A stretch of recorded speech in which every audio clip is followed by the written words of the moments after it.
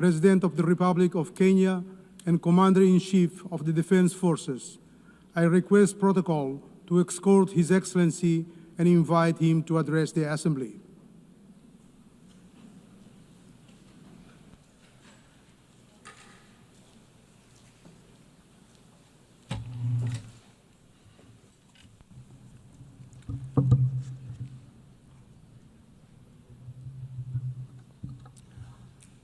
Madam President, the President of the 88th session of the UN General Assembly, Madam Annalena Baerbock, Secretary General of the United Nations, Antonio Guterres, Excellencies, Heads of State and Government, distinguished delegates, ladies and gentlemen.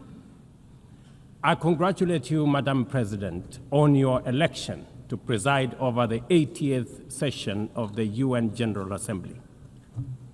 Madam President, you can count on Kenya's full support throughout your tenure as you steer the Assembly into the future.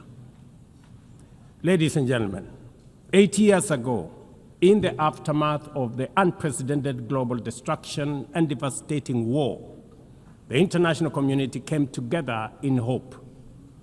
They created this organization, the United Nations, as a shield against the horrors of war, as a platform for dialogue, and as a bridge to a better, fairer, more secure global community.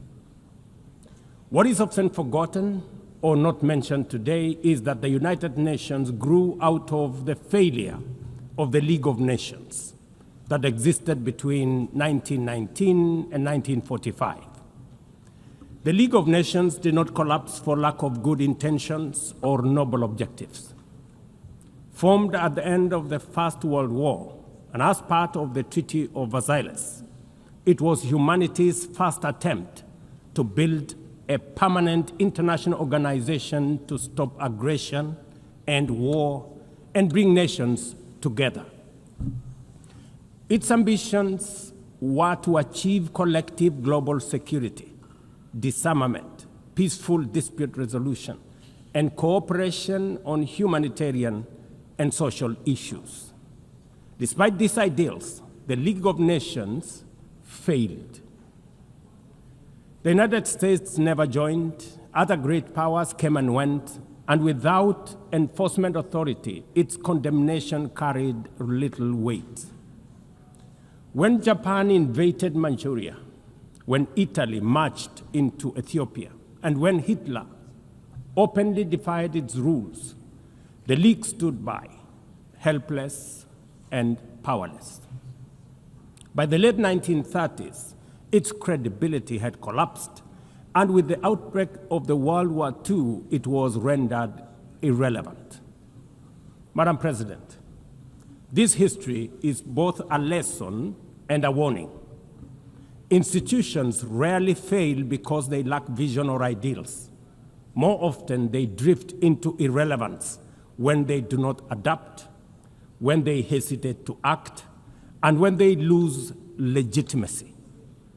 To remain relevant, institutions must be reimagined, must be reformed, renewed, and aligned with emerging realities.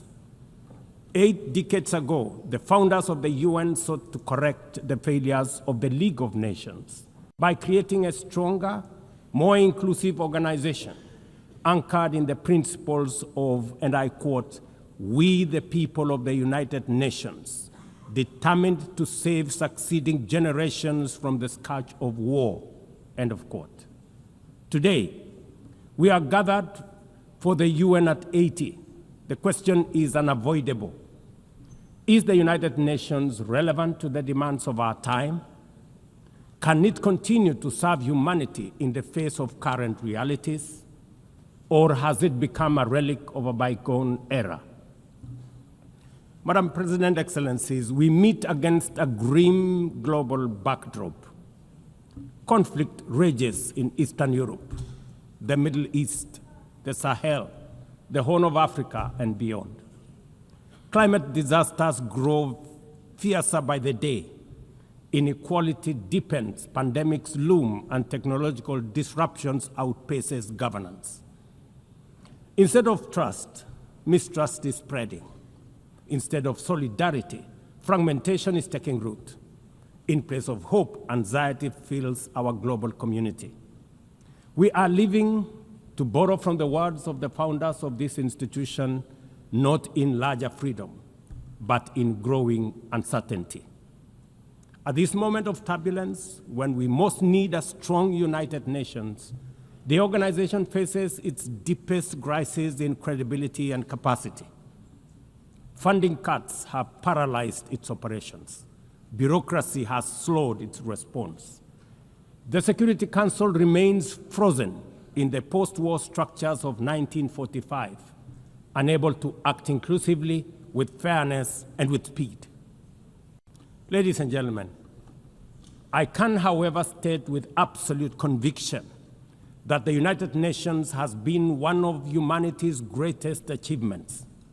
For 8 decades, it has held back the specter of global war, calmed conflicts from Cambodia to Liberia, and stood guard in some of the world's most dangerous places through the courage of its peacemakers and peacekeepers. Few institutions in humanity's history can claim such a legacy. The United Nations has stood at the front lines of humanitarian crisis, from famine relief in the Horn of Africa to emergency shelter for millions of Syrian and Ukrainian refugees. It was at the forefront in the eradication of smallpox, coordinated global responses to HIV and AIDS, Ebola, and COVID-19, and continues to champion universal vaccination. Its agencies have advanced women's rights, protected children, safeguarded refugees, and set global norms on everything from disarmament to climate action. The UN Sustainable Development Goals remain a shared blueprint for human progress. These are achievements no nation could have achieved alone, however rich, however great, or however powerful. And yet, every institution, no matter how noble its origins or impactful its legacy, must adapt to changing times or slide into irrelevance. Today, the United Nations stands at a crossroads of renewal on one hand or decay on another. Put differently, after 80 years, the rhymes of time are calling on us to reimagine the original promise that inspired the founding of the United Nations, and that is the quest for global peace, development, and human rights. But this call must now be answered in a global context that is profoundly different from the post-war era in which the UN was conceived then. We would be denying the cold, hard truth if we say that the United Nations is delivering as it should.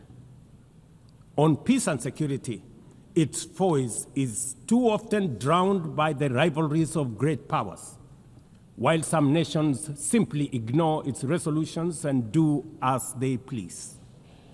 Too often, the UN's blue helmet, once a symbol of moral authority, no longer commands the same respect. From the conflicts in Gaza to Ukraine, to the crisis in Sudan, DRC Congo, Somalia, and the Sahel, we see actors proceed undeterred by the United Nations calls. Excellencies, ladies and gentlemen, Kenya speaks from the experience of a nation deeply invested in multilateralism. For decades, we have placed our troops and police in harm's way for peacekeeping missions across Africa and beyond, from Somalia to Democratic Republic of Congo, from South Sudan to most recently in our neighborhood here in Haiti. Over the past 15 months, we are proud to have led the multinational security support mission in Haiti, not because it has been easy, but because solidarity is the essence of the United Nations. Madam President, the mandate of the MSS mission is coming to an end in a few days.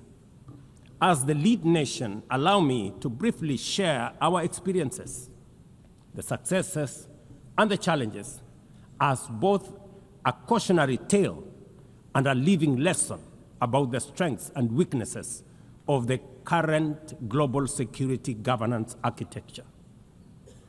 For far too long, the people of Haiti called out to the world. Too often, their pleas were met with silence, hesitation, or half measures. Haiti became a tragic reminder of what happens when the international community looks away, prevaricates, or offers half-hearted support.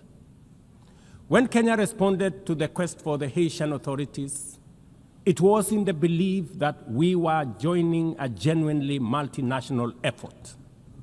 We welcomed and fully embraced Resolution 2699, by which the United Nations Security Council authorized the MSS with Kenya as the lead nation.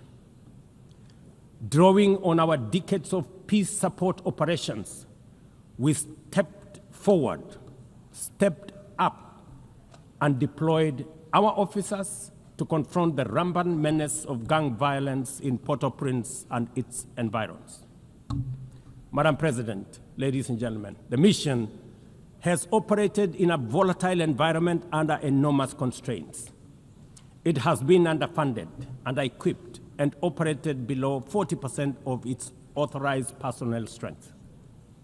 Our police officers have valiantly shouldered responsibilities without the full logistical support that would accompany any mission sanctioned by the United Nations. Despite these challenges, and against all odds, the MSS has delivered results many thought were impossible. The presidential palace, once under siege from gangs, is today restored as the seat of government. The police headquarters and the police training center, once overrun by gangs, are now secure, with the academy resuming the training of new police officers, over 700 of whom graduated a few months ago. Schools that have been shattered by violence have reopened, with children back in class, learning and progressing. Roads once manned or blocked by gangs have now free-flowing traffic. Cases of kidnapping and extortion have reduced sharply. The airport and the seaport, once surrounded by gangs, are now abuzz with normal operations. Which begs the question, if so much could be achieved with limited resources and stretched personnel within just 15 months, what more could have been accomplished if the United Nations fraternity had truly acted together in solidarity with the people of Haiti? From this podium, I wish to assure all partners and actors that with the right personnel, adequate resources, appropriate equipment, and necessary logistics, Haiti's security can be restored. Gangs can be neutralized and the safety of streets, schools, hospitals, and homes secured. The continued harassment, abductions, and criminal acts undermining the lives of Haitians are unacceptable, unjustifiable, and must be stopped by this organization, the United Nations. Madam President, as the UN Security Council deliberates on the next steps, we must not lose sight of the fact that the situation in Haiti demands sustained, coordinated, and undivided international attention. A careful and orderly transition from MSS is essential to consolidate the hard-won gains so far achieved. I urge the Security Council and all partners to remain steadfast in ensuring that Haiti moves forward on a path of peace, stability, and renewal. Ladies and gentlemen, on human rights, our principle is clear and unwavering. The protection of civilians and respect for humanitarian law cannot be applied selectively. We cannot condemn suffering in one place and turn a blind eye in another. Kenya is gravely concerned by the humanitarian catastrophe in Gaza. and by the immense suffering of civilians caught in the devastation of disproportionate military operations. At the same time, we call for the unconditional release of Israeli hostages. In line with the African Union and United Nations resolutions, we also call for a permanent ceasefire, for strict adherence to international humanitarian law, and for the launch of a credible political process.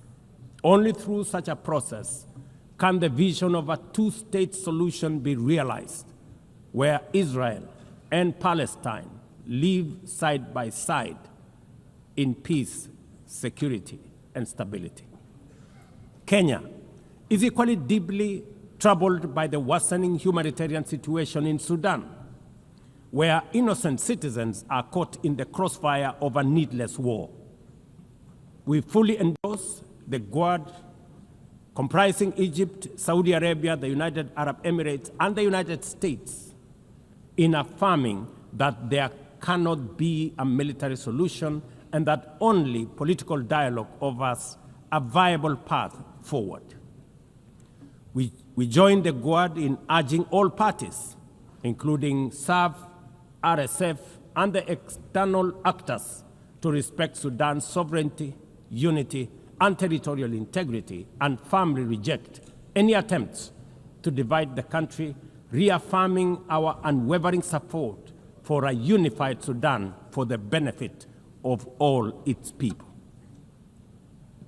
Excellencies, distinguished delegates, those who look to the future with a clear vision know that climate change is not only the single greatest threat of our age, but also one of the greatest transformation opportunities of our time.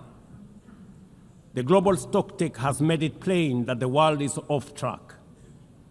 Current national determined contributions are steering us towards temperature rises far beyond any safe threshold.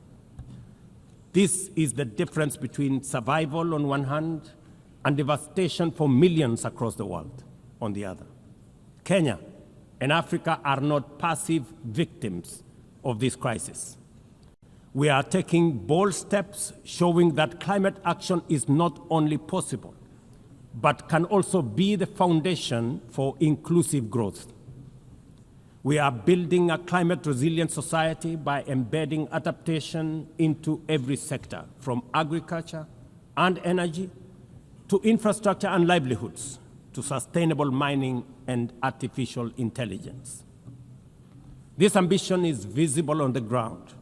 Today, 93% of Kenya's electricity comes from renewable sources: geothermal, wind, solar, and hydro. We are expanding investments in e-mobility, climate-smart agriculture, clean cooking solutions, and green manufacturing. We are also pioneering nature-compatible solutions such as sustainable waste management and circular economy interventions. Africa, too, is uniting its voice. In 2023, in Nairobi, we hosted the inaugural Africa Climate Summit, where the continent adopted the Nairobi Declaration on Climate Action and Call to Action. Just 2 weeks ago, in Addis Ababa, Africa came together once more at the second Africa Climate Summit to reaffirm our commitment and strengthen our ambition for climate-positive growth. We declared Africa not just as a victim of the crisis, but as a source of solutions, with climate action driving economic growth, transformation, and job creation for our communities. Ambition, ladies and gentlemen, cannot stand on willpower alone. Implementing our new NDCs will require $56 billion. That is why we call on the global community to unlock the $300 billion agreed at Baku, and to accelerate negotiations towards the new $1.3 trillion goal under the Baku-Belém roadmap. Without affordable finance and without reform of the international financial architecture, the promise of climate action in Africa will remain constrained. Madam President, in the aftermath of World War II, the Bretton Woods institutions were created to stabilize the global economy and rebuild war-torn Europe. At that time, their design reflected the power and interest of the victorious nations, who were also their primary shareholders and beneficiaries. The IMF was tasked with upholding the gold standard exchange rate system, while the World Bank was established to finance Europe's reconstruction. Both have since evolved into development finance institutions, but their structures, decision-making, and governance remains dominated by wealthy nations. Today, the global context is vastly different. The global standard collapsed 5 decades ago, and Europe has long since been rebuilt. Yet, the governance of these institutions has not kept pace with needs of a multipolar world, especially the needs of poor and developing nations. The mismatch between shareholders and stakeholders has become starkly visible. For instance, during the IMF's recent allocation of special drawing rights, 64% went to wealthy nations. Just imagine, 64%. With little need for liquidity support. They didn't need the money anyway, but they got 64%. While the poorer countries received just 2.4%. What a disconnect. The imbalance highlights how the very institutions meant to safeguard global finance stability often perpetuate inequality and instability. I have argued, and I say it again, that the current global financial architecture punishes poor countries with high interest rates and enormous conditionalities while rewarding rich nations with lower interest rates and softer lending rates.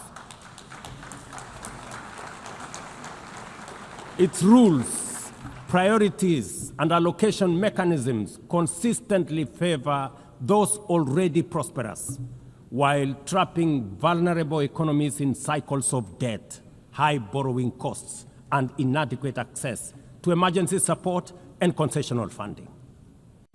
It is imperative to transform these institutions into genuinely independent, apolitical global bodies that their operations are aligned with their global mandate. Such a shift would democratize decision-making, restore credibility, and allow the IMF and the World Bank to serve all countries fairly rather than reinforcing old hierarchies. But Africa is not merely waiting for external prescriptions. We are taking bold and deliberate steps to strengthen our financial independence, safeguard our stability, and accelerate our development. Kenya, for instance, fully endorses the establishment of the Alliance of African Multilateral Financial Institutions, launched with the African Union in February 2024. This alliance brings together our homegrown banks, Afrexim Bank, the Africa Finance Corporation, the Trade and Development Bank, Shelter Africa Re, Africa Development Bank, Africa Trade and Investment Development Insurance, and ZEPRI, institutions that embody Africa's determination to mobilize resources, finance trade, and build resilience on our own terms. At the same time, the Africa Union is championing 3 transformative institutions: the Africa Central Bank, which will issue a single currency and free our trade from dependence on foreign money; the Africa Monetary Fund, positioned to stabilize our economies and give us true financial sovereignty; and the Africa Investment Bank, designed to mobilize resources for infrastructure, industrialization, and integration that Africa needs to rise. And to complete this vision, the Africa Credit Rating Agency, one that understands our realities, values our uniqueness, and tells our story with fairness and truth, has already been established. Excellencies, As we mark the 80th anniversary of the United Nations, Africa also marks 20 years since the Ezulwini Consensus and the Sirte Declaration, the two historic milestones that establishes the common African position on UN Security Council reforms.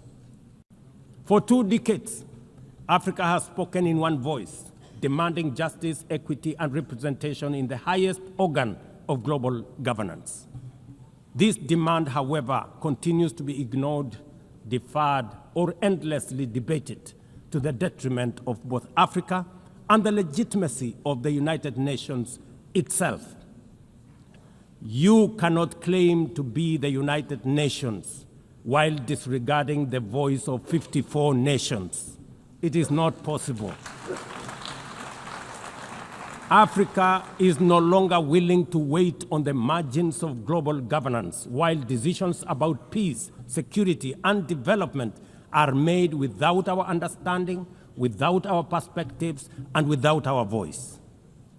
Africa's exclusion is not only unacceptable, unfair, and grossly unjust, it also undermines the very credibility of the United Nations, this organization. Africa dominates most of the Security Council agenda, provides some of the largest contingents of UN peacekeeping forces, and bears the heaviest costs of instability. Yet we remain the only continent without a permanent seat at the main table where decisions about our destiny are made. Africa deserves, ladies and gentlemen, at the very least, 2 permanent seats with full rights, including the right to veto, and 2 additional non-permanent seats on the United Nations Security Council. The world must understand that reforming the Security Council is not a favor to Africa or to anybody. It is a necessity for the United Nations' own survival. If the United Nations is to remain relevant in this century, it must reflect today's realities, not the post-war power arrangements of 1945. Madam President, despite the stated and evident weaknesses of the United Nations, it still remains humanity's best chance at global solidarity.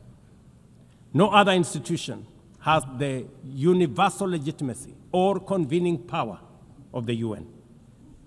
From coordinating humanitarian relief in times of war and disaster, to mobilizing the global response to COVID-19, to driving consensus on climate change through the Paris Agreement, the UN has consistently shown that the world can achieve together what no nation can accomplish on its own, however mighty or great or powerful. As Doug Hammarskjöld, the UN's Second Secretary General, once observed, and I quote, "The United Nations was not created to take humanity to heaven, but to save it from hell." End of quote. That mission is as urgent today as it was 8 decades ago. At a time when conflicts are multiplying, when climate change threatens every economy, and when inequality is widening, the need for a functioning, credible, effective, and a multilateral system has never been greater.